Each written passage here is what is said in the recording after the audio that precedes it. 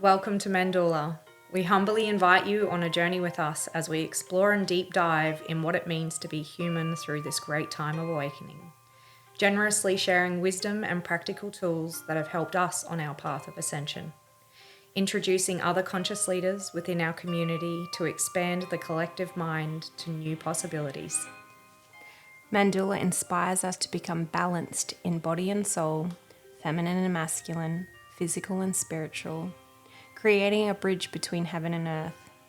Within this podcast, we will be communicating with all parts of ourselves, understanding our true essence, discovering our life's calling, transforming and healing ourselves and the people around us.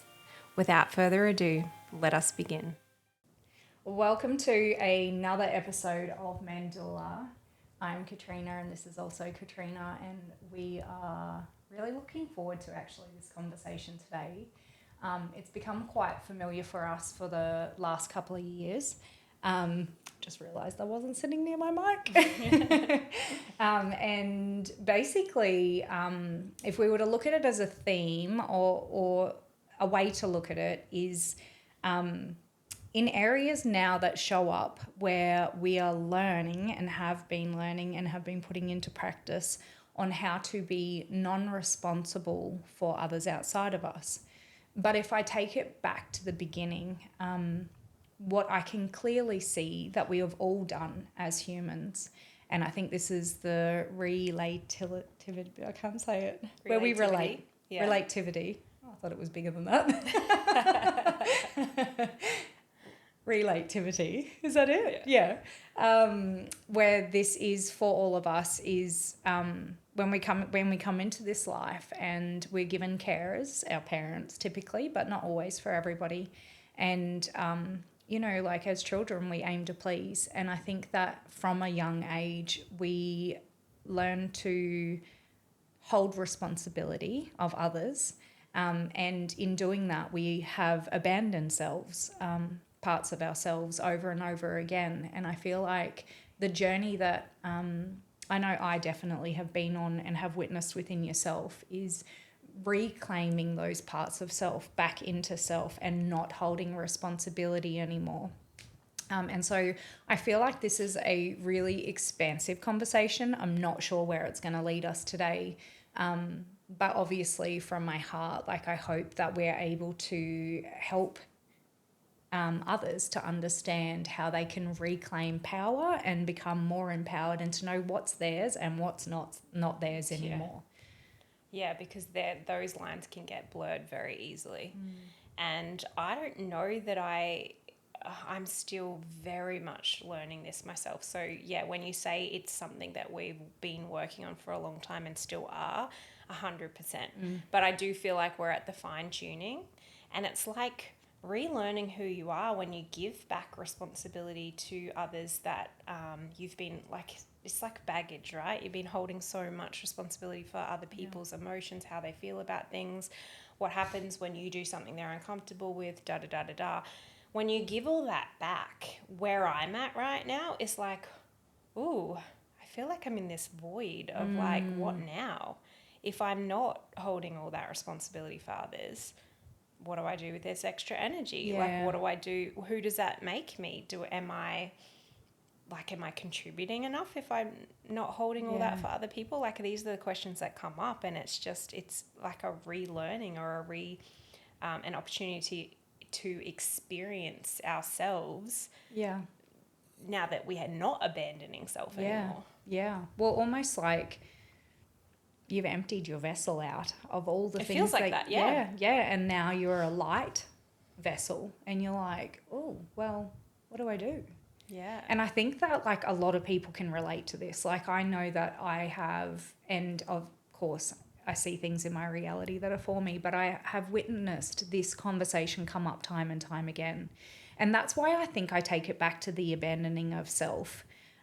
Because I feel like without knowing why and where it's come from in our younger years, I almost would say that it's very unconscious that we're even doing it. And so I think we've spoken on this a little before in other episodes where just energetically what we're taking on from other people can make us really hermit, and it can make us really like pull back from going into social situations and all the rest of it. But as soon as you start unloading that stuff, you're able and you have the capacity to actually attend those things and have nothing that's like creating that friction or that uncomfortableness, because you're actually just not absorbing that from anybody else anymore because you've made that distinction. But I guess like maybe if we go down the path of like how this has showed up, to just maybe give some examples of how you abandoned yourself in responsibility of others, to give it context, I guess. I think what I do really well is make choices for myself. Mm-hmm. Like, I'm really aligned with the choices that I make, especially when I'm out of the roles. Like, so if I'm out of the role for whatever reason, I'm out of the role of mum in that moment, or out of the role of wife, I'm so clear on, like, say I have the day for myself and all my family are doing other things. Man, I know I have inspiration drop. I know exactly what I'm going to be out doing. I'm like, I'll go for a rainforest walk. I'll fill my tank and everything that makes me effortlessly. And so I'm creating my own happiness in those situations, right? So this is just an example. Yep. However, I witness a lot of other people that wouldn't choose to do that. Say they have themselves a day to themselves, and this doesn't happen very often, and they may choose to go into, I've got washing to catch up on, I've got this to do, go into the to-dos, where instead of doing that, right? There's no right or wrong. But will they be happy and as fulfilled as me at the end of the day? And it's not to say I'm quite aware that I'm still going to have to do the washing and all the things. Yeah. However, I really work hard on an even team. Like, it's not just my responsibility. That's a whole different topic. But at the end of the day, we make our own choices in each moment that is either going to fill our tanks, create vitality, create happiness, or not. Yeah. And for a long time, I would feel guilty or try so hard to encourage other people into making choices for themselves that they weren't making. Well, for a while, it was so that I could feel the freedom of allowing myself to enjoy that, because it was the comparison of other people not choosing that for themselves. They'd make me wrong for it. Then I'd be a match to that and be like, wow, maybe I should lessen my vision of what I want, or like lessen my happiness for the So lack you of took better on word. that responsibility of they're not doing it, so if I can get them there, then I can feel comfortable doing that. For the sake of me not having to carry the responsibility of their lack of happiness, Yeah. I would change what made me happy. Right. That was a sacrifice that again, Abandoning a choice, self, abandoning self. I don't do that anymore. Like, I'm really clear on, hey, this is my inspiration. This is what makes me happy. I'm going to go here.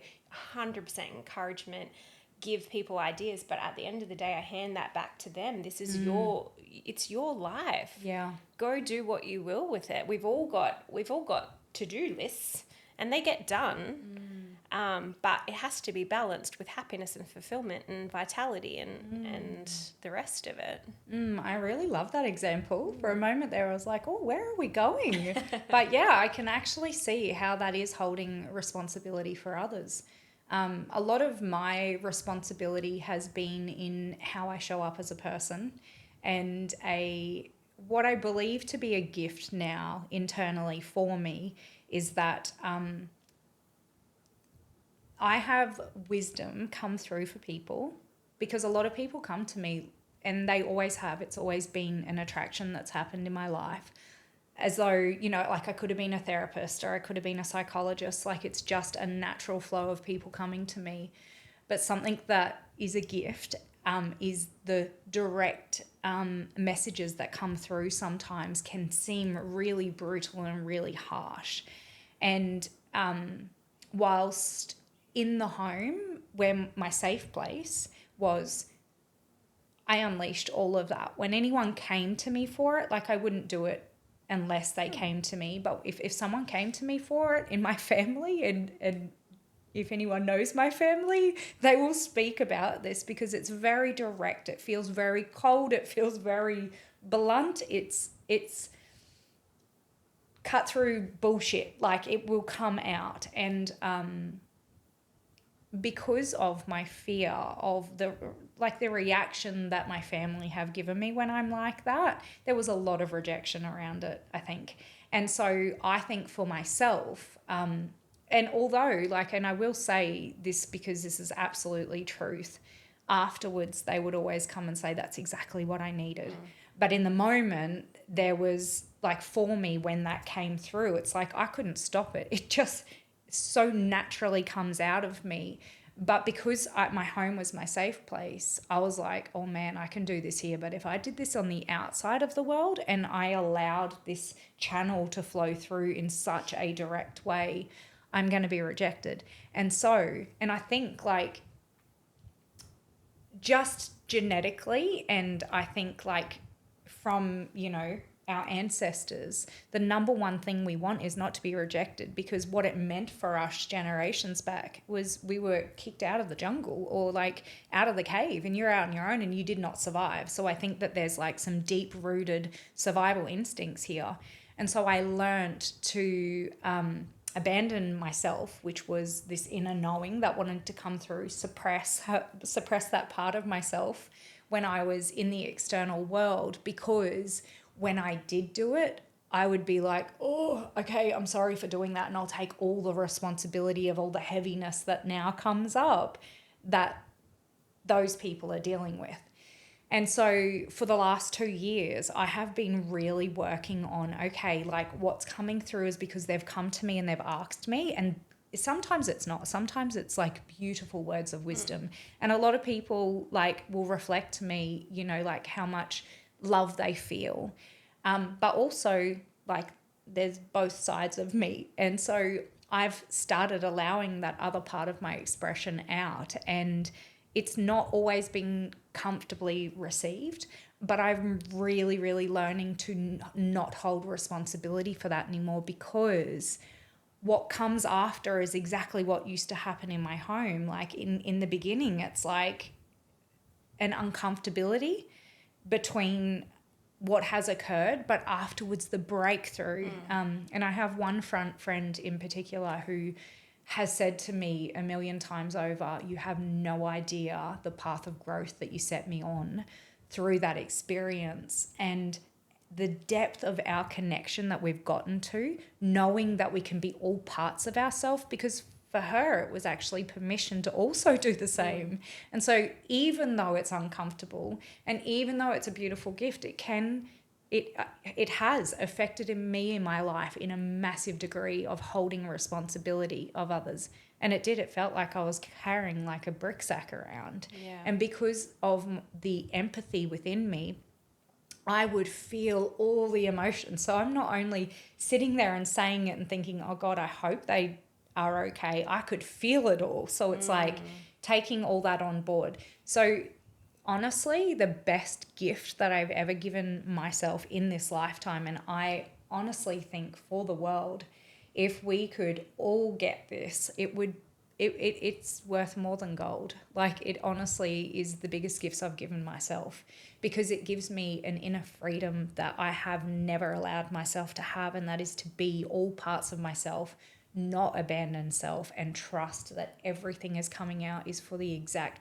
right reason, for the highest good of all, because that's what my heart always wants. Yeah, it's what you're here to do, and it's what we're all here to do. When you think about it, right, and I think we've touched on this before, it's not making the dark or the light one better than the other, right? Yeah. So if you have a baby and you have a toddler, they have full tantrums when something is off, right?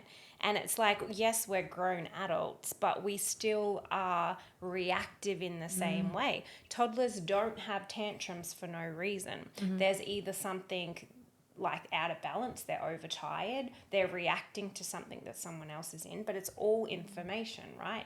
And it's the same as adults when we come with that sometimes brutality, but always from love. And I will say that about both of us, that I think, no, I know I can say we don't play into we don't enjoy the drama of anything. So if we are having those conversations, it's only ever because it's important, and it's with people that we love and that we know are ready to hear it. Otherwise, there's no point in having the conversations, right?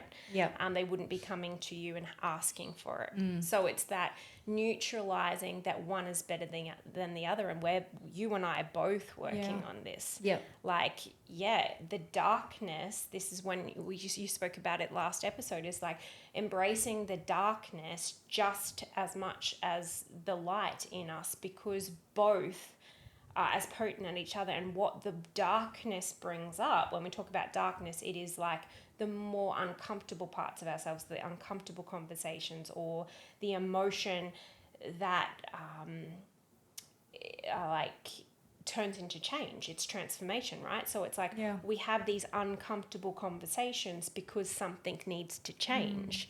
And only so, as kids, I think what we've learned is that when things feel uncomfortable, we shy away from them. And so we keep things like, how many times do we put a dummy in a kid's mouth, right, to suppress that, because it's more comfortable for the rest of us. However, we're not getting to actually what the problem is here. What is actually going on? Does that child need comfort? Does that child need love?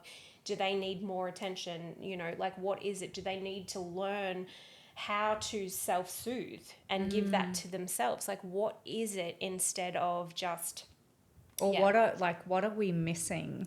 That, because our children are such a gift, and you've taught me this, learning to observe them, they are so much more onto it than what we are, because they are, not long come from the divine and come out. So they're connected to that, and they're sensitive, and they pick up on things, and usually it's a marker for us.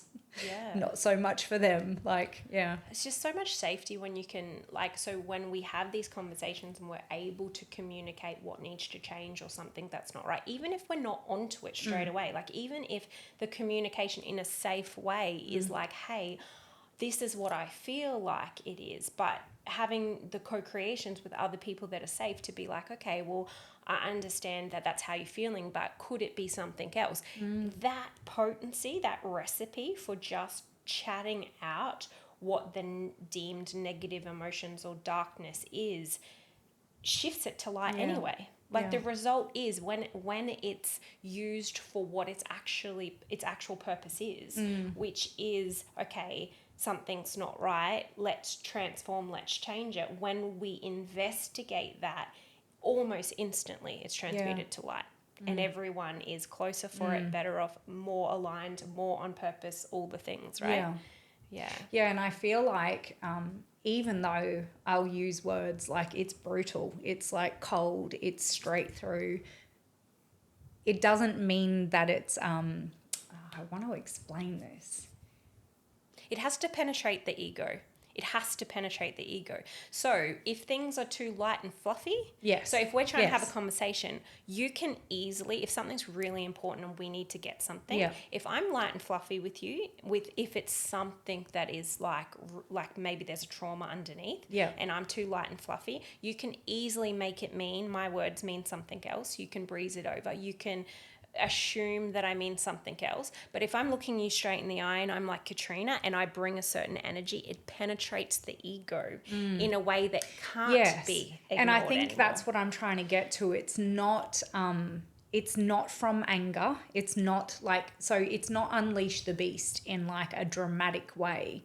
It's actually a conversation saying the things that they don't necessarily want to hear, but need to hear. It's having the right articulation from a place of love where, there is just no room for fluff anymore. And sometimes intentionally triggering the emotion, which I guess I've actually never thought about it like this, but unless we trigger the emotion that's suppressed in your body, we don't know it's there, and we can't investigate it and then transmute it to something light and fluffy that feels good, right? So, but if I don't trigger you in what I'm saying, we can't find it. We don't know it's there.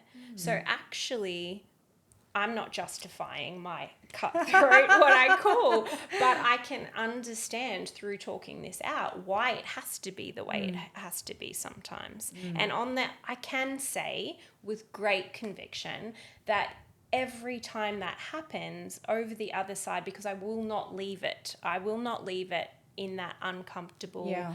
Maybe I might take space from that person, but 100% of the time we will come back around when we're not in the emotion anymore. Because remembering this is the whole thing is about giving responsibility to those who it's their responsibility for, right? So say I trigger an emotion in you through a conversation. It is, that emotion is your responsibility. 100%. Yeah. Doesn't mean I cannot, like I won't help you or support you or want to do that, but I know it's not my responsibility. Yes. Yeah. So I know you're very, there's so much potency in holding space for someone, and what that means is I know you've got this. Yeah. I know you can go away and soothe it, and then we can come back together and talk about it and see it for what it is, not what we've maybe in the past made it mean. And I love that, and this is such an epic space for us to be able to do that. But I really want to like point out that there are situations where that is not the case, and I still say don't hold responsibility. Yeah. Even if you're not able to lean back in, even if they can't be accountable. If you do not speak your truth, you are abandoning self. And what that does to self is low self-worth. What else? So loss of identity. Yeah, you lose who you are. Yeah, so many things. Yeah, I don't know why I'm going blank with this, because I could normally list a whole heap of things, but obviously it's not the flow to go there. But it affects who we are, and it doesn't allow ourselves to stand confidently and be proud of who we are, because proudness sometimes is going, that's not mine, and I'm being honest with who I am right now, and that's the best that I can do. Yeah. And I think that you helped me get clear. My mind was going somewhere else then, because when I say I will never leave it there, that is with the people that I love, that I've built these relationships with. That's not to say that I haven't said my two bobs worth to someone who is further on my outer circle in the community. Yeah. And been so at peace at leaving it like that. Yes, there might be a little bit of hostility in the relationship for a bit, but not from my side, because once I say it, like something I've worked on is that I'll say my piece and I'll let it go. Next time I see that person, 9 times out of 10, like I'll be like, hey, how you going? Let it go, because that's already out of my body. That person knows where I'm at with that. And again, getting clear on it only being about important things. Like if it's not my business, what they do in their personal life, then I'm really good at staying out of people's business, because like that's what we should all do. But if it's something that's important, maybe it's that they're treating someone that is really in an unhealthy way, then I think that's all of our responsibilities in some way, to just be like, hey, I'm just going to call a spade and what I see. And then that's it. Then you go your separate way, but at least you've done your part in knowing, because that's who we are and what we're here to do, right? We look out for each other, but we are only responsible for our actions and what we say in that regards. Yeah.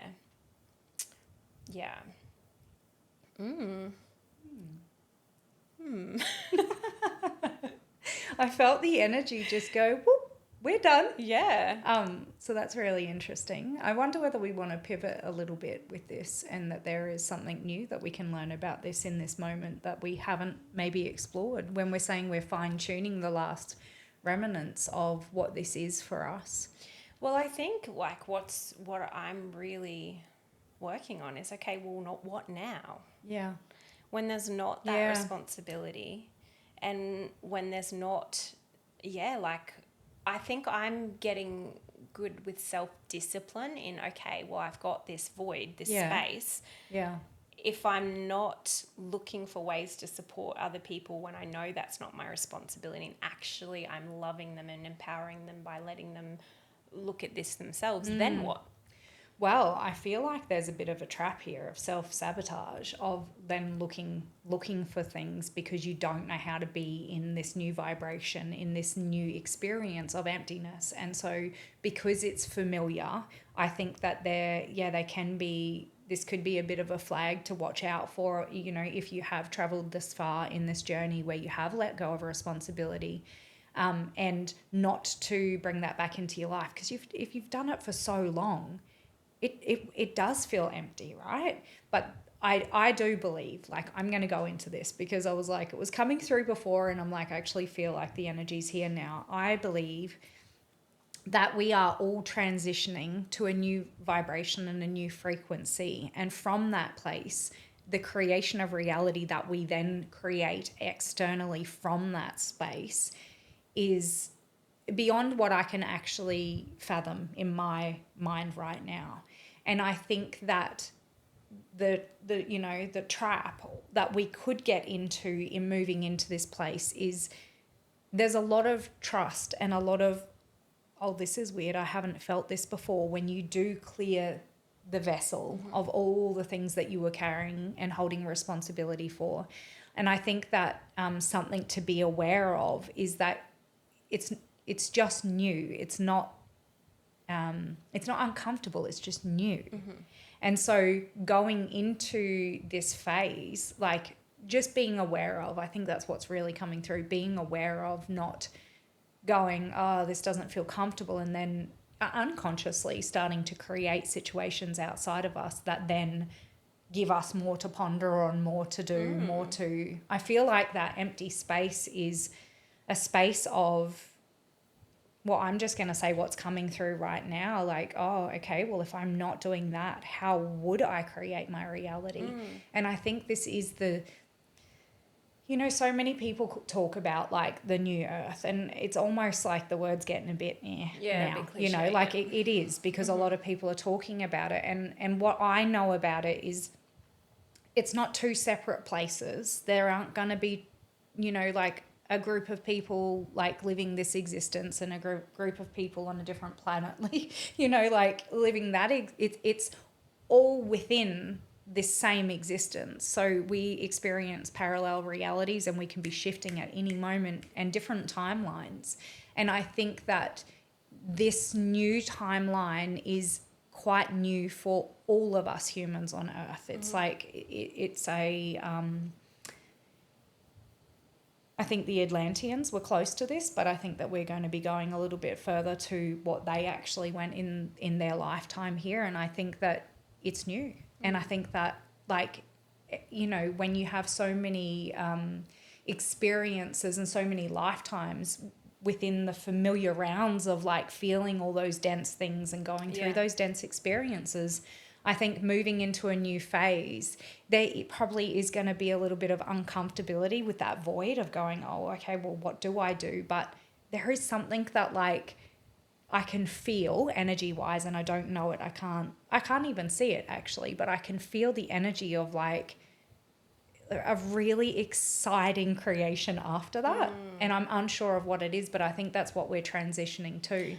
I think you're right, and I see it too as, like, this is a lot of inner child work. So if I was going to parent myself right now, and I'm like kind of feeding off my son, and we're spending a lot of time on this sort of thing. So if I'm helping him release responsibility that's not his to carry, so if we're void of that, and we're at this stage, I would say to him, okay, well, what's going to make you happy? What are your passions?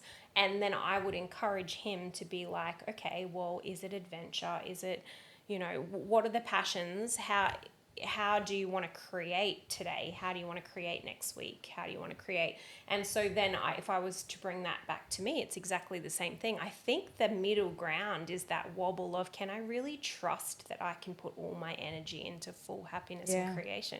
That's where I think where I'm at right now was like, okay, well, yeah, I can think of different things that I would like. I love adventure. I love outdoors. I love spending time with my family. But have we really done enough work to be at this point where we're like, I can fully let go of that responsibility? Like, do I have that much trust in myself to know when to come back to the responsibility and when to balance that out, which is Mandorla, right? There's no coincidence that we're talking this through, because Mandorla is all about balance. But I think where we're at is like ultimate self-trust. Yeah. Can I parent myself to know when to play and when to come back to responsibility, but only self-responsibility, right?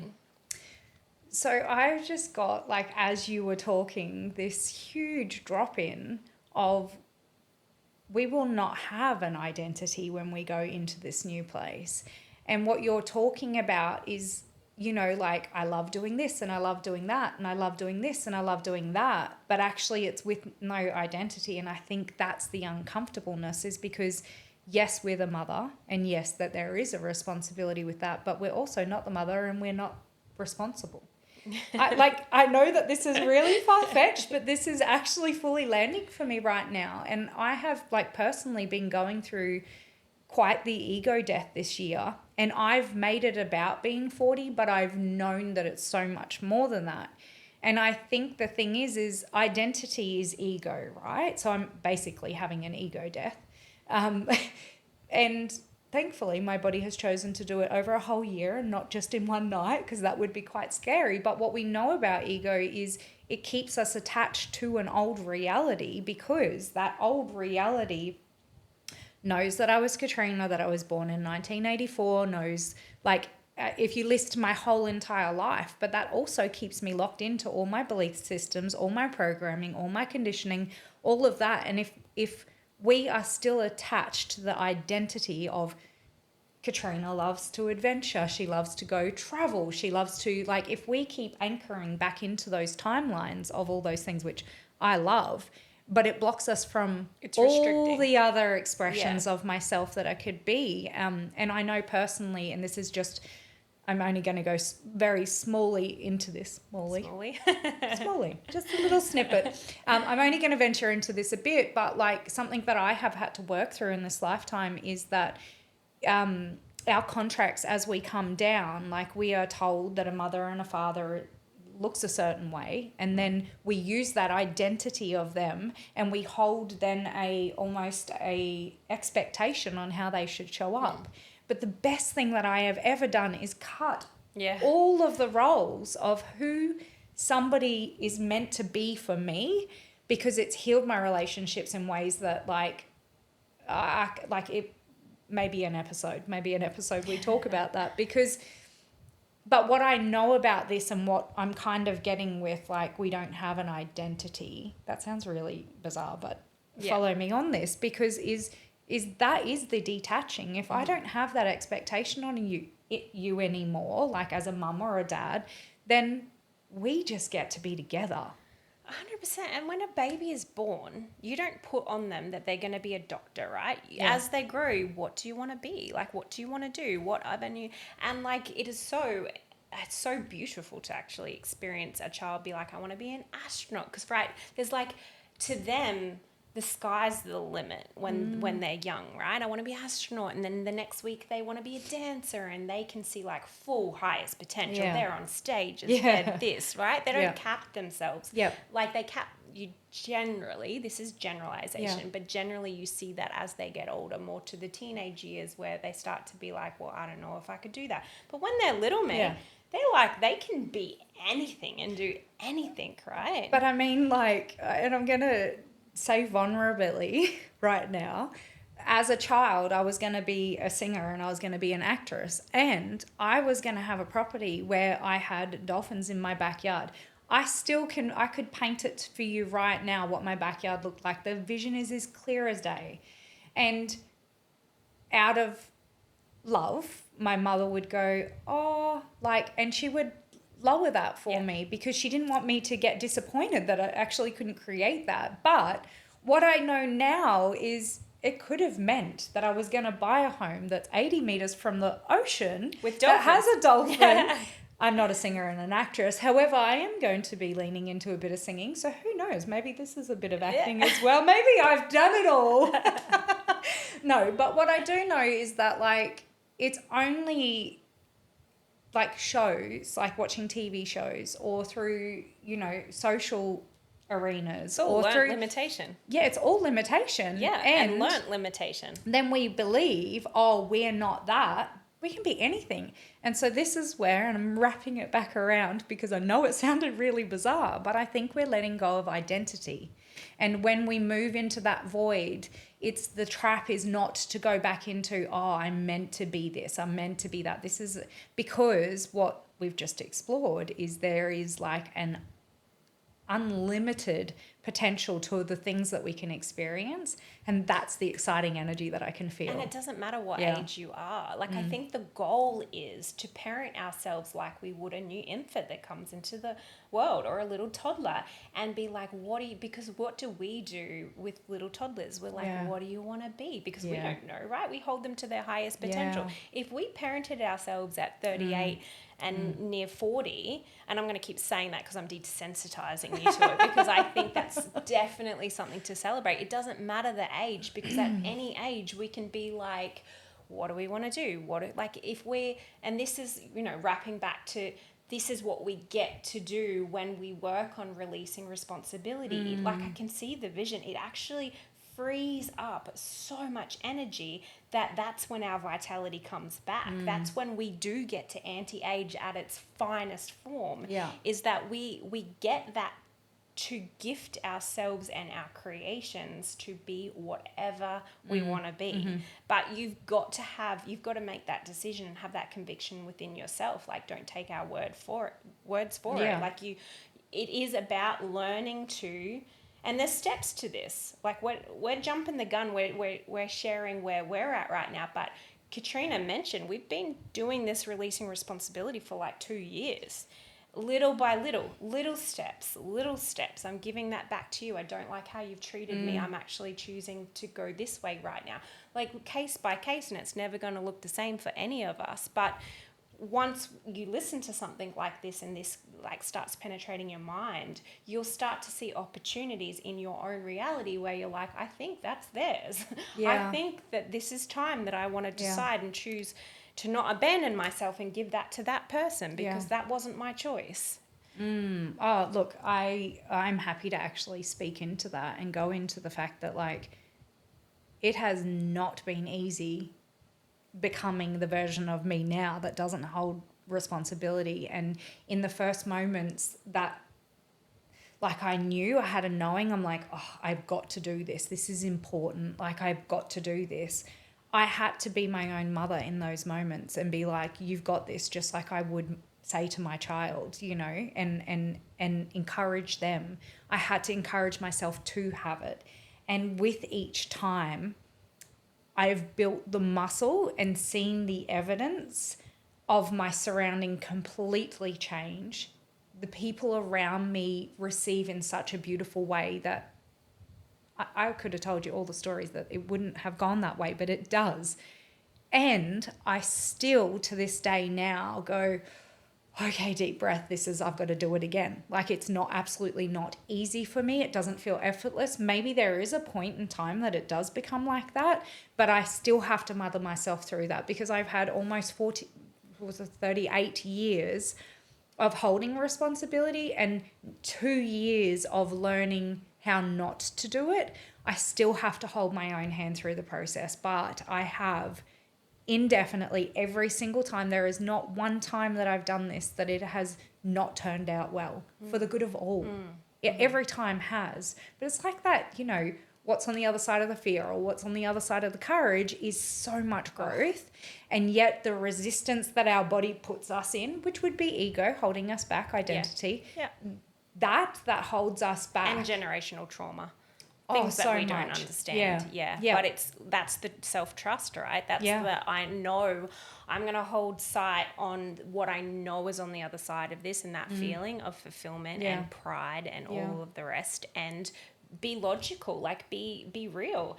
I know that I'm uncomfortable, but I'm not going to die by doing this, right? There's nothing that is going to hurt me from doing this. So it's just the discomfort. And when you get practice in discomfort, this is what I'm trying to teach my 13-year-old son right now. I'm taking him to the gym because he's uncomfortable about it. And it's pushing him outside of his comfort zone to be in an environment with adults where he doesn't know. He's like, it's all those things. But every time he's getting more and more comfortable. And that's a situation where, okay, I've done this hard thing. I'm familiar with this discomfort, but I also am now familiar with the feeling that comes after this. So you can take that scenario and you can put it in a school environment. You can take that scenario and you can put it in our football environment. Doesn't matter what it is. It's just becoming more familiar with the discomfort. It's building the muscle. And then all of a sudden, like, you know, in your mind, you're like, okay, this feels hard, but I know I've done this so many times. Yeah. I've got me, and I'm going to be my biggest cheerleader, and I know I'm going to get to the other side of this and be so goddamn proud of myself for doing it. And this discomfort is only for a moment in time. Yeah. And that's why I say I'm not sure we get to avoid that experience. I think that's what helps us. It's like our gauge and helps us to know what's on the other side of that. And so you can almost get excited when you feel that feeling because you know what's coming afterwards instead of looking at it and going, oh, which, trust me, I've done many times. I'm like, I just don't want to deal. Put me in a dark place and I don't want to under the blankets, you know, soothing, watching Netflix, like, because I don't want to do the thing that I have to do. Yeah. But I know what's on the other side of that now, and it's building a muscle. And I think that, like, everybody has the potential to do this. And are you going to get it right the first time? Give yourself permission to not get it right. Yeah. So that you're not going in with your own expectations on self. Let's normalize mistakes, or normalize looking silly, or normalize because that's how we all learn, right? When a toddler falls over 73,000 times when they're learning to walk, we pick them back up and we we encourage them, we build them up, tell them they can do it. We need to be doing this with ourselves every single time we make a mistake. One of the best things that I've ever learned is that if we're going into a conversation that feels really hard, where we're letting go of responsibility, what I say to that person prior to starting when I'm feeling vulnerable is, this feels really new for me. I haven't done it before. I do think that this is the best for us. And I just have to be honest. And, you know, I literally let them know that this is new for me and that I'm a beginner at it. And thank you for allowing me this space to, like, conversate with you so truthfully that it scares me to do so. But I think it's really important for us to get through this, and none responsibility of where it does take at the end. And I think that allows the other person to actually lean in with so much more warmth as opposed to putting a defense up. Yeah, for sure. And to wrap this up, I want to get clear, because when people talk about responsibility, I know that a lot of people think about physical responsibility. So like feeding your children and cleaning the house, or making money to pay bills and what have you. And we are talking about everything here. And we're not shying there. When you say about non-responsibility, 100%, everyone does have a responsibility to feed your children, to maintain your house, to... Food, shelter and clothing are the psychologist listening to her speak. She's like, they are the things that our children need and we are absolutely responsible for. Everything else is a privilege. Yeah. And if I see this all the time, and I've been guilty of it, doing my children a disservice by doing things for them, more for them than what is actually good for them. Like, because when we teach them self-responsibility, this is the whole topic of this conversation. And self-responsibility is also, if you are in a household, you're part of a team. So like we were talking about my son mowing the lawn. So it's like he's abandoning himself by putting that off. And if he knows that that's his job, then it's his responsibility to take that from A to B, getting it done. And teaching that is self-responsibility, because again, it may bring things up, he may not want to do it, but it's the pride and the fulfillment and the feeling at the end of, I've got me, I can do this. This actually feels really good. My relationships in this home is really healthy because I'm doing my part. There's no grey cloud over my head where people are getting upset at me, or that I'm going to get brutal conversations because I've done what I need to do, right? Yeah. It's like that is the ultimate freedom.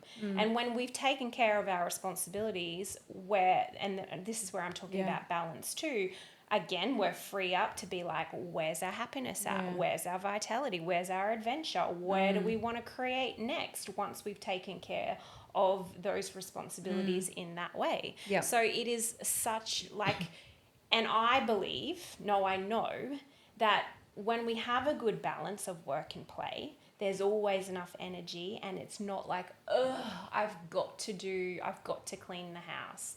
It's not like that. It's like, actually, I'm so balanced and fulfilled in my happiness and my relationships and that aspect of my life that it's effortless for me to just clean up as I go. It's not like a big, hard, oh, I've got to do this, because you're in balance. When everything is in balance, things are effortless. The work gets done in like an eighth of the time that it normally would. Like, this is my experience. I have experienced it. I know it. I absolutely preach it because I want that to be the case for everyone. Like, we live in this world where everyone's like, work harder, work harder, work harder, yet they're on the bones of their ass in every other way, and their health is deteriorating and they're unhappy and their relationships are gone to shit, because that's not the answer. That is like absolutely another episode. I'm like, oh, we're looking at time, we're about ready to wrap up. To balance that time. But this has been a really insightful conversation.